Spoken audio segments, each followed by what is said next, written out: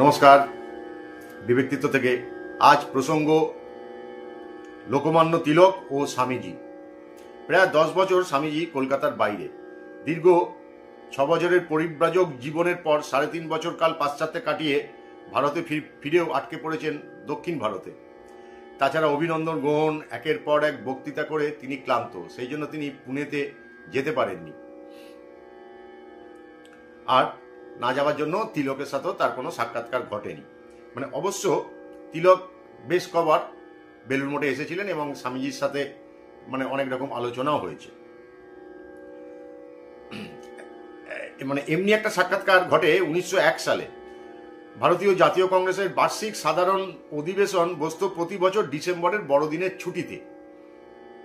সে বছর কংগ্রেসের অন্যতম প্রতিষ্ঠাতা পার্সি নেতা স্যার দীনশ এডুলজি সভাপতিত্বে অধিবেশন বসে কলকাতা শহরে। অধিবেশনে যোগ দিতে তিলক কলকাতা এসে বেলুড় মঠে স্বামীজির সাথে দেখা করতে এলেন। স্বামীজি তখন গুরুতর অসুস্থ। বেলুড় মঠে তিনি সম্পূর্ণ বিশ্রামে আছেন। তার সম্মতি ছাড়া কোনো দর্শনার্থীকে তার সঙ্গে দেখা করতে দেয়া হচ্ছে না।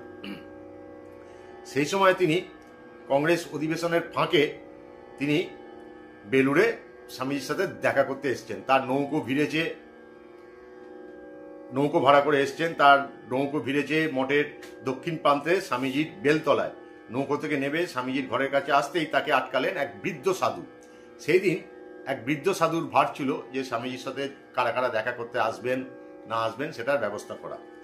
তো তিনি তো তিলকের নামও শোনেননি, সুতরাং তাকে ঢুকতে দিলেন না। তখন স্যার তিলক একটা কার্ড দিয়ে, ভিজিটিং কার্ড দিয়ে ওকে বললেন যে আপনি বলবেন যে সন্ধ্যার সময় যে আমি এসেছিলাম। দিয়ে সাধুটি যথারীতি সন্ধ্যাবেলা স্বামীজিকে কার্ডটি দিলেন। স্বামীজি কার্ডটি পড়ে মনে করলেন উনি বোধহয় এসছেন, এইমাত্র বলে ওনাকে নিয়ে এসো, ডাকো ওনাকে। তখন বললেন না উনি তো চলে গেছেন, দেখা না পেয়ে চলে গেছেন। শুনে স্বামীজি অত্যন্ত বিরক্ত হয়ে বৃদ্ধ সাধুটিকে তিরস্কার তো করলেনই, মঠে উপস্থিত অন্যান্য সাধুদেরও, বিশেষ করে মারাঠি সাধু নিশ্চয়ানন্দকে বলেন বৃদ্ধ সাধু অবিবেচকের কাজ করেছে। তাদের উচিত ছিল তিলকের মতো একজন ব্যক্তিত্বের সাথে দেখা করতে এসেছেন, একজন ব্যক্তিত্ব তার সাথে দেখা করতে এসেছেন সেদিকে খেয়াল রাখা। তার জানানো লজ্জিত স্বামীজি তিলকের চিঠি পাইয়া দুঃখ প্রকাশ করলেন এবং তাকে পুনরায় মঠে আসার জন্য অনুরোধ করলেন। তিলক 2 দিনের মধ্যেই আবার তিনি মঠে এলেন এবং স্বামীজির সাথে ওনার দেখা হলো। আজকে এই পর্যন্ত। এইসব অসাধারণ খবর আমি জানতে পেরে আপনাদের জানিয়ে